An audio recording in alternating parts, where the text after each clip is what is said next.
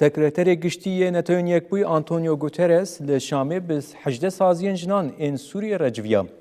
Di civînê de jinan ser rewşa jinan, aborî, edalet, kiryarên li taxa Şêx Mexsûd herêma Peravê û Swêdayê, mijara parastina mafên Kurdan û rakirina encamên polîtikayên Kembera Erebî, peyamên xwe pêşkêşî Sekreterê Giştî Netanyahû Yekbûyî kirin.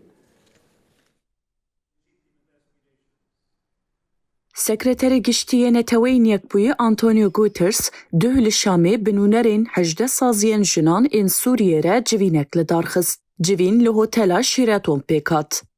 Di civînê de jinan li ser rewşa jinan, aborî, edalet, kiryarên netaxa Şêx Mexsûd, herêma Peravê û Swêdayê nîqaş kirin.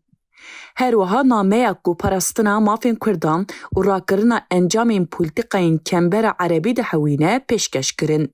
Endama Komîteya Têkilî û lihevkirina Siyaseta Demokratîk a Kongresdar Rûken Ahmed jî li ser navê Kongresdar beşdarî civînê bû. Beriya niha 18 saziyên jinan wekî sê koman xwe birêxistin kiribûn û derbarê rewşa Sûriyê de civînên online pêkanî bûn. Van sê koman sê name amade kiribûn û di civînê de her sê name hatin nîqaş kirin.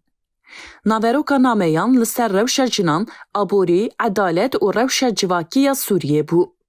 Her wiha di nameyekê de bal hat kişandin ser kiryar û binpêkirinên nidî gelê Şêx Mexsûd, herêma Peravê û gelê Swêdayê. Dîsa mijara parastina mafên Kurdan û rakirina encamên polîtikayên Kembera Erebî di nameyê de hatin diyar kirin.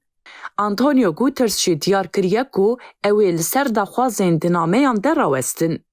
Her wiha wan anî ziman ku ew jî dizanin beşdariya jinan di hikûmeta demkî ya Şamê de kêm e û di van mijaran de bi hikûmetê re di nava nîqaşan de ne.